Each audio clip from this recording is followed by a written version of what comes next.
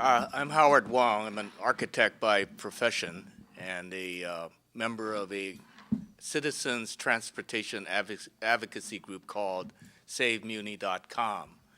We were formed in response initially to the Central Subway project, which we opposed, but have become a much more broader transit improvement group, which consists of many transportation advocacy groups in the Bay Area, and we have alliances with the Sierra Club, many neighborhood organizations, the San Francisco Coalition of Neighborhood for Neighborhoods. But speaking to what Steve was talking about what is the difference between what benefits people as a whole, the citizenry as a whole, versus what is benefiting the few, is one of the issues of the Central Subway that ties into the subject here today. One of the interesting things about transit in San Francisco is that if you look at a typical Muni transportation map showing where ridership starts and begins, is that you start to see the density of uses is mainly in the Market Street corridor. So the large green areas are where most Muni riders go to and originate from. But yet, the Central Subway project, which is a 1.7-mile segment of the system, which goes from 4th and Brannan to Washington and Stockton Street in Chinatown, and will cost $1.6 billion, has very few new ridership and is considered by many often termed a boondoggle. But how does a boondoggle originate?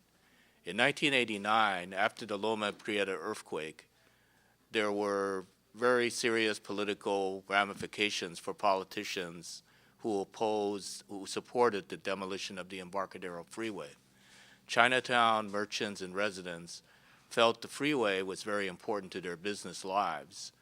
This subsequently in 2005 was proven to be incorrect when the Mayor's Office of Economic Development found through a economic study, that Chinatown's main economic slowdown, which was mild compared to many other parts of the city, rested mainly due to competition in San Jose's Chinatown, Oakland's Chinatown, the Sunset District, the Geary Boulevard corridor, the Clement Street Chinatown, the Irving Street Chinatown.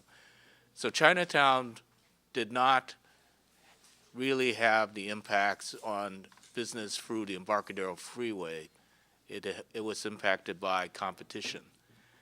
But the politicians, in order to assure re-election or support from powerful Chinatown interests, posed the idea of congressional monies and federal monies for a subway, which would build a 1.7-mile segment. In economic terms, that translates to almost $1 billion a mile, or as a news reporter on Channel 5 recently demonstrated, he took 5 steps and he said, that's $1 million. Now, what can you get for $1 million if you put $1 million into Muni? But that we're not talking about $1 million. We're talking about $595 million of state funds and local funds, $123 million of Prop K funds, which are your sales taxes in San Francisco. What SaveMuni.com has been saying is that rather than building this little red subway, and what this project actually does, it eliminates an existing T-line loop that goes along the Embarcadero into the Market Street corridor. So the Central Subway actually takes away transit into the BART and Muni metro system that exists now and goes directly northward for very few ridership gains. The scandal, obviously, for us is that the priorities of a city that emphasizes the special interests of a small group for $1.6 billion versus the benefits for 700,000 daily riders by investing $590 million of state and local monies into the citywide Muni system shouldn't even be a question mark. It should be a priority. In 2003, when the citizens of the city passed Proposition K, there were a whole series of transportation projects that were emphasized. There were indeed a small allocation of about $123 million to a central subway, but there was a whole slew of transportation projects that included transit preferential streets throughout the city and other very worthy projects like bus rapid transit on Geary Boulevard and other improvements that would have had immediate benefits for hundreds of thousands of riders.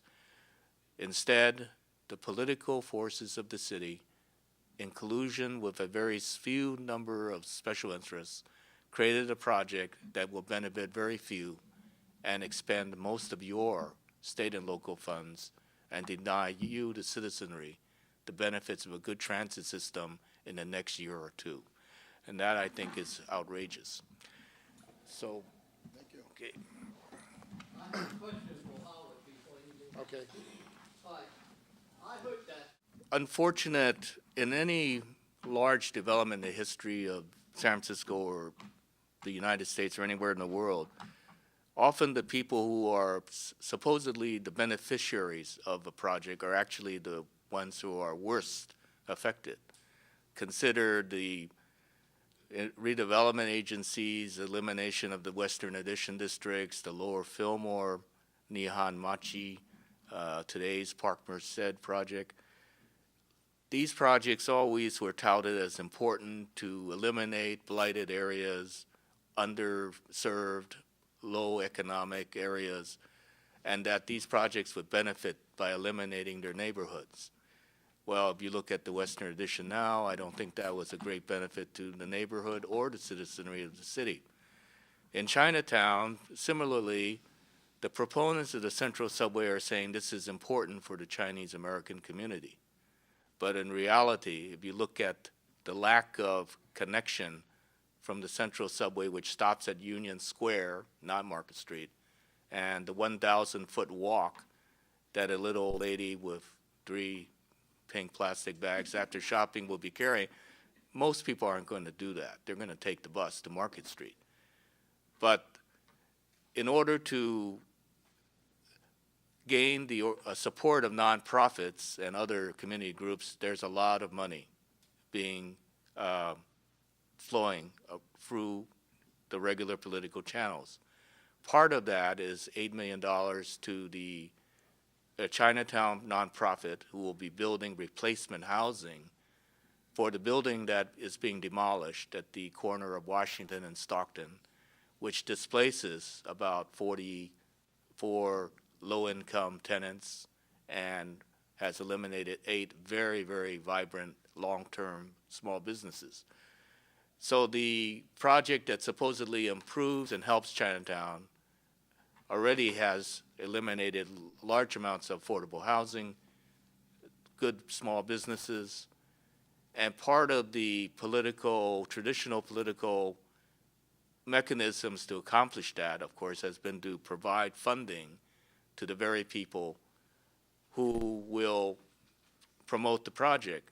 The same group that's receiving the $8 million for the housing is also receiving $30,000 a month as consultants to the Central Subway to get petition signatures to support the subway, to advocate at community meetings and hearings. So the methodology by which we see manufacturing of support through large sums of money, through media consultants, through public relations consultants, and obviously tremendous support from the newspapers oftentimes because they receive advertising and are connected to the business interests who benefit. So the $8 million, to answer your question, is kind of a tip of an iceberg of flow of money that creates this self-generating manufacture of support for any project of this magnitude. Okay. SafeMuni.com has been working very diligently with congressional offices. There's actually an amendment by a Republican congressman which is attempting to defund the Central Subway. The interesting aspect about this project is that the alliance is very interesting. You have progressive transit advocates in San Francisco. You have the Sierra Club linked with Tea Party Republicans in Washington. And I find that very interesting that the diversity of opposition to the subway is very wide. But it speaks to, I guess, an underlying issue that should affect all of us, and that is wasteful spending.